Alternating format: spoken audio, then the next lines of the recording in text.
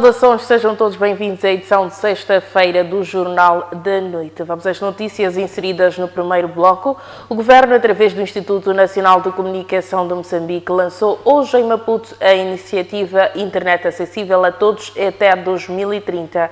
O Ministro dos Transportes e Comunicação, Mateus Magala, que dirigiu a cerimónia, disse que o objetivo da iniciativa é permitir o acesso universal da internet no país.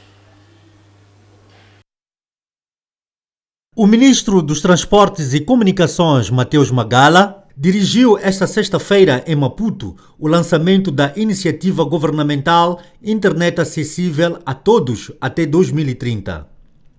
Segundo Magala, o governo pretende, através da iniciativa, promover a democratização da internet no país. Chegou a altura em que nós vamos pautar por uma trajetória diferente. Democratizar a informação. Democratizar a internet. Tornar a internet um direito de cada cidadão e de todos nós. Independentemente da nossa origem, nossa condição social, nossa localização geográfica. Tem que ser um direito.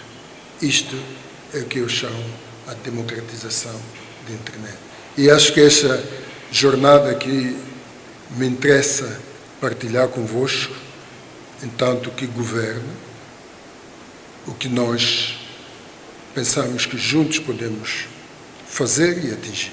Na ocasião, Mateus Magala desafiou o setor privado a investir cada vez mais com vista a rentabilizar a economia digital. Hoje, convidamos o setor privado, a academia e a sociedade civil aqui, e todos que estão aqui presentes, para expormos a visão do governo sobre o que pensa sobre a inclusão digital, a economia digital. E lançar um convite a todos os presentes para que juntos possamos articular essa visão em prática de tal forma que em 2030 todos possamos ter pelo menos internet. O governante falou também dos desafios na conectividade em alguns setores da economia digital e considerou que, com o modelo atual, o país não poderá alcançar a inclusão digital até 2030. População sem acesso à ferramenta fundamental para participar na economia digital, que é a internet, está a 73%.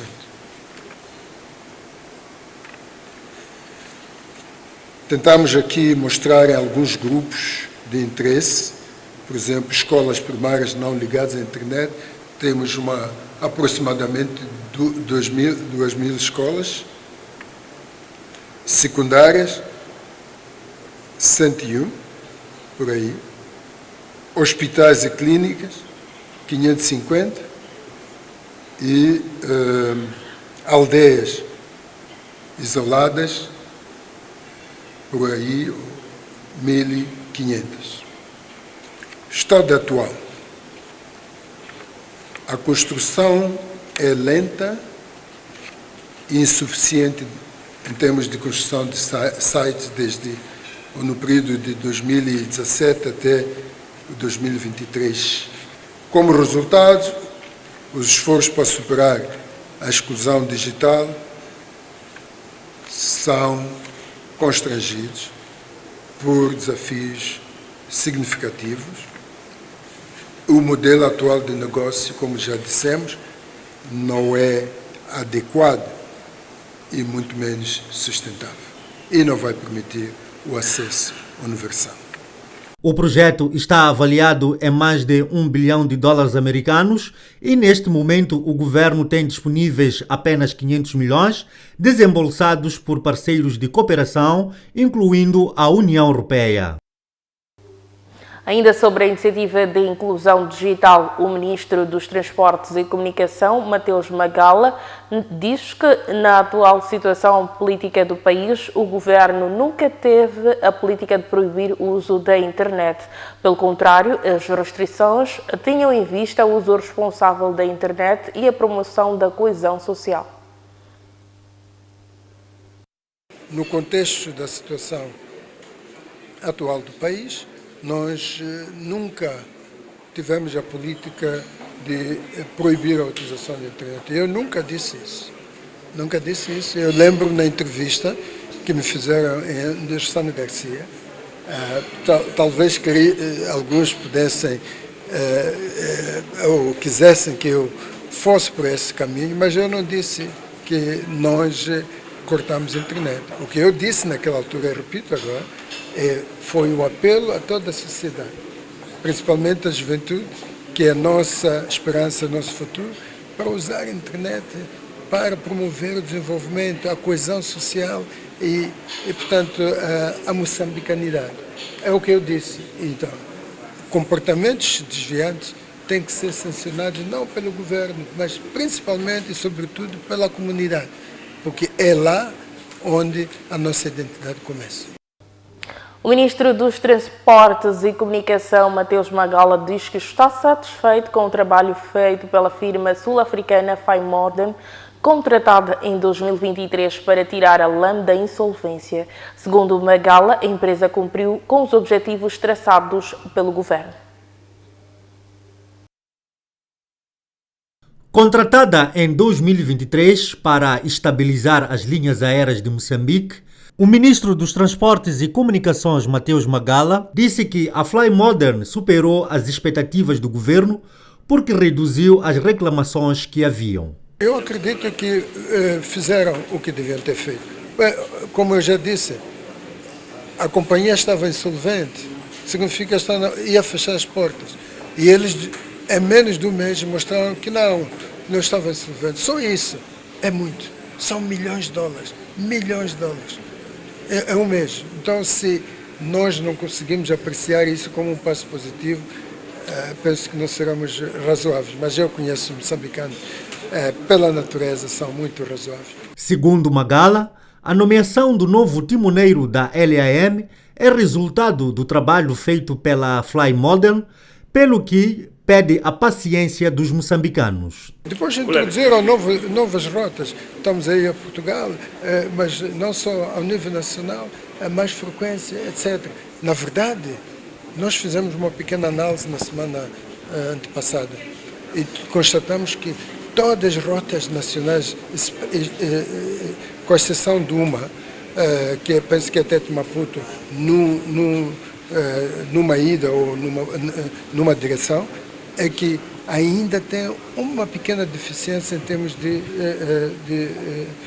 lucro ou rendimento. As outras são rentáveis. Então estamos no exercício em que vamos capitalizar isso e com a ajuda do governo, da sociedade e todos nós vamos estar por detrás atrás do nosso presidente do Conselho de Administração da LAM e dar toda a força a ele para que ele traga o bem que este povo merece e eu acredito que vai acontecer. Sobre o cancelamento da rota Maputo-Lisboa, Mateus Magala esclareceu que é um projeto ambicioso do governo que poderá retomar em médio prazo. Nesta primeira fase ainda não estamos na área positiva que nós queremos, mas penso que dentro de 1 a 3 anos vamos estar na rota de rentabilidade nessa rota, por causa da reestruturação e modernização dos serviços que queremos oferecer na rota Maputo-Lisboa. Mateus Magala falava esta sexta-feira em Maputo, à margem do lançamento da iniciativa Internet Acessível a Todos até 2030. Saímos do campo económico para espreitar o político. Depois do fracasso do diálogo entre os candidatos presidenciais e o chefe de Estado devido à ausência de Venâncio Mondlane, o candidato do Podemos diz estar disponível para participar das conversações de forma virtual a qualquer momento. O adiamento do diálogo político entre os candidatos à presidência da República e o chefe do Estado, devido à ausência de Venâncio Mondlane, poderá prolongar as manifestações que decorrem em quase todo o país desde o dia 21 de outubro passado. Entretanto, Venâncio Mondlane afirmou na noite desta quinta-feira estar disponível para dialogar com o Presidente da República de forma virtual a qualquer momento. Presidente Nunes, se quiser falar comigo, não tem problema nenhum. Eu já disse que estou disponível a falar via Zoom, virtualmente, pode ser via Zoom, pode ser via StreamYard, pode ser via Google Meet. Há variadíssimas hipóteses e alternativas virtuais para a gente conversar. Se quiser que eu esteja presencialmente, não precisa ir à procura de mim. É só responder ao ofício que nós enviamos, responder objetivamente àquele ofício. Não há problemas. Eu estou aí, eu consigo para a gente conversar. Faça só isto, um pouco de seriedade e honestidade. Responda a nossa carta. Caso contrário, façamos um encontro virtual, estou disponível. Se quiser mesmo amanhã de manhã, se disser que vai ligar a partir da presidência o encontro virtual, eu amanhã de manhã estou de pé para a gente conversar e todo mundo saber o que o Venâncio pensa. Está bem, Presidente Nunes? Forte abraço, mas seja sério, tá bem? Seja sério. Por outro lado, o candidato presidencial suportado pelo Partido Podemos entende que o Conselho Constitucional está a enfrentar dificuldades em justificar os números apresentados pela CNE, daí a demora na validação e proclamação dos resultados eleitorais. Os 70% que a Frelimo diz que tem, como é que nós submetemos o nosso recurso? É por isso que o Conselho Constitucional está com dificuldades de fazer o acórdão. Desta vez fomos extremamente inteligentes. Nós pegamos em todos os editais da Comissão Nacional de Eleições e identificamos os editais falsos. Quais são os editais falsos? Primeiro, editais que não são originais. Segundo, editais em que tinha assinaturas com o mesmo punho, com a mesma mão, que assinam por toda a mesa, todos os elementos da mesa, até para os delegados de candidatura dos partidos. É simples, mesmo uma criança de 5 anos consegue ver que é esta mesma letra que assinou em tudo. Então nós expurgamos, separamos todos os editais que eram falsos. E o que nós descobrimos? Descobrimos que 60% dos editais que a Comissão Nacional de Eleições usou para dar os 70% a Frelimo eram falsos. E nós mostramos isto ao Conselho Constitucional. Que 60% dos editais que a Comissão Nacional de Eleições usou são falsos. Só 40% desses editais é que eram verdadeiros.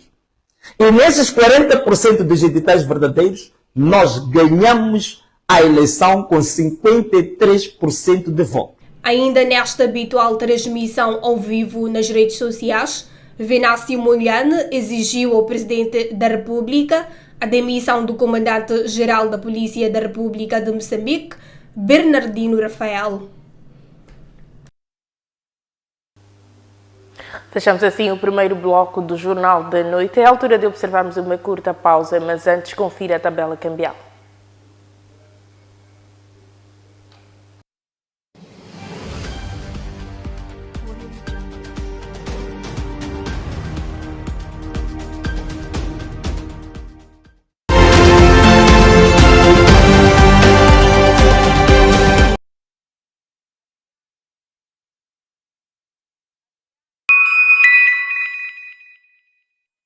Campanha promo de publicidades da MBCTV. Novembro a janeiro, pacotes incríveis. Anuncie na MBCTV e aproveite nossas ofertas imperdíveis. Não perca a oportunidade de destacar a sua marca. Ganhe uma visibilidade única e alcance um público diversificado. Entre em contato agora e saiba mais. Seu anúncio pode ser o próximo a brilhar na tela da MBCTV. Transforme sua mensagem em sucesso. MBC, conectando o mundo. 10 minutos com a política. No 10 minutos com a política, cada minuto conta. Em entrevistas, nossos convidados respondem às questões mais pertinentes do cenário político atual. Como é que avalia toda a agricultura moçambicana? O agricultor se fia efetivamente naquilo que são as promessas. É preciso que continue a se fazer estudos para compreender cada vez mais o comportamento do eleitor. Que a corrupção tem custos muito altos para Moçambique. Tudo em um formato dinâmico e direto, sem perder a profundidade. Tudo o que você precisa saber sobre política em tempo recorde. Segunda e terça-feira, logo após o Jornal da Noite.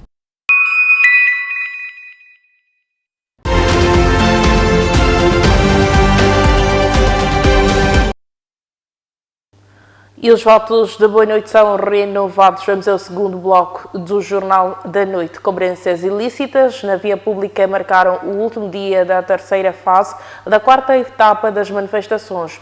Os poucos automobilistas que continuavam a circular depois das 8 eram condicionados ao pagamento de portagens formadas por jovens ao longo das avenidas da cidade de Maputo. Já o comércio também esteve condicionado devido ao risco de vandalização das lojas. O último dia da terceira fase da quarta etapa de manifestações no centro da cidade de Maputo esteve calmo. Entretanto, no período da manhã não houve circulação de transporte semicoletivo de passageiros.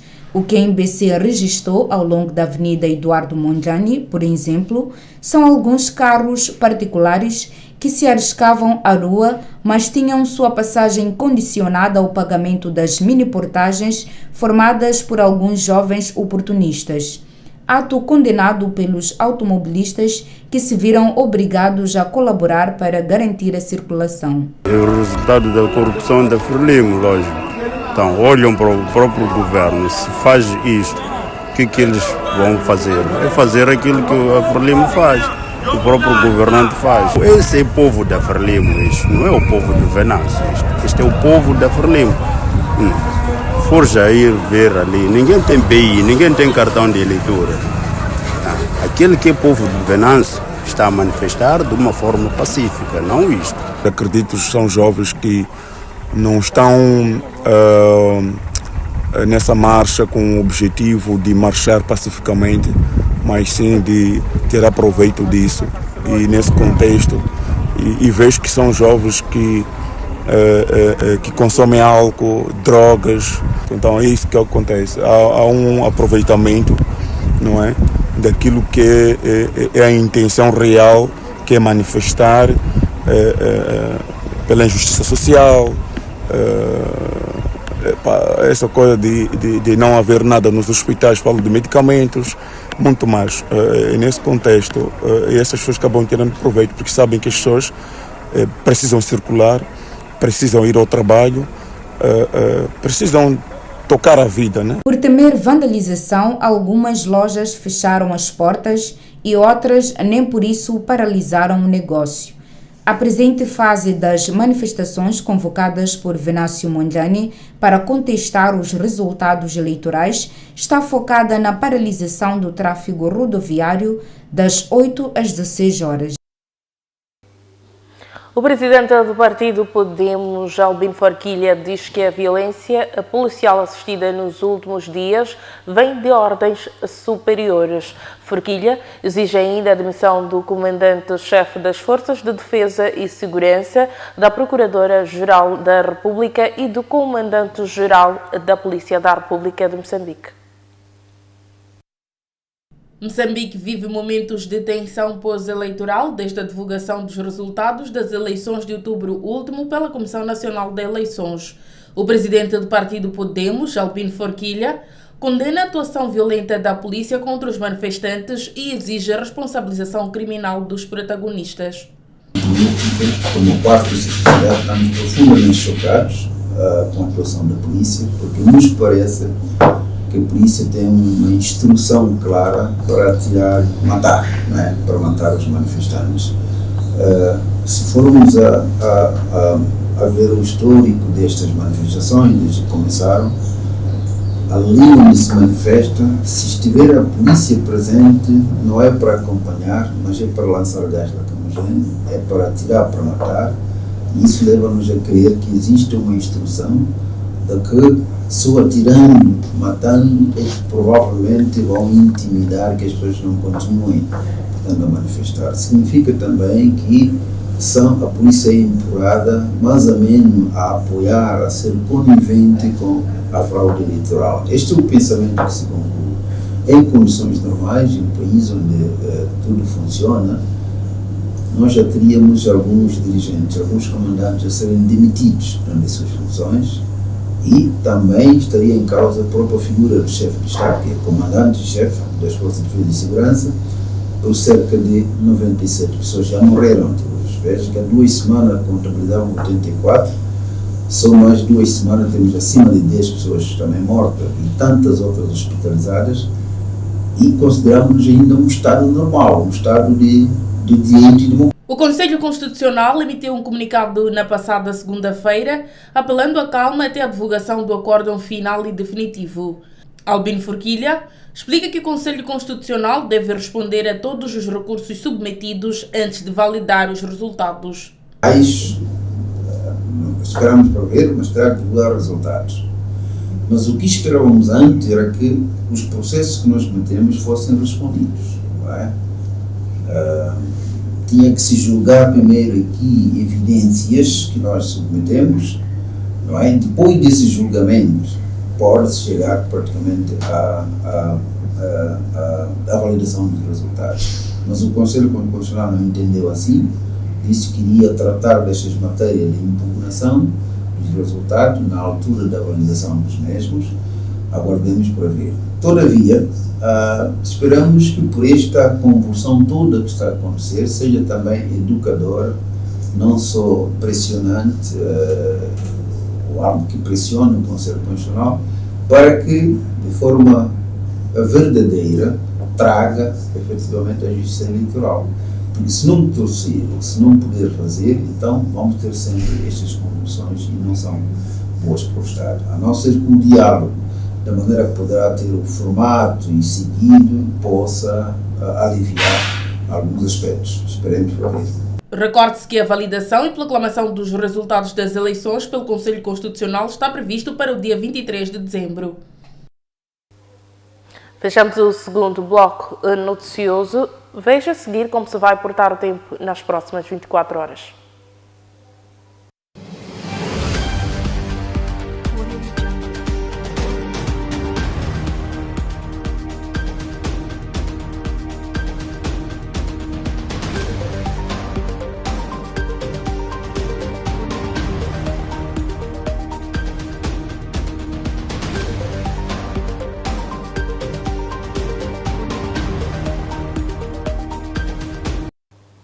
Temos assim a edição do dia 29 de novembro do Jornal de Noite para o ano 2024. Temos encontro marcado amanhã, quando forem pontualmente 20 horas. Fica lançado o convite ao caro telespectador para que continue com a nossa restante programação.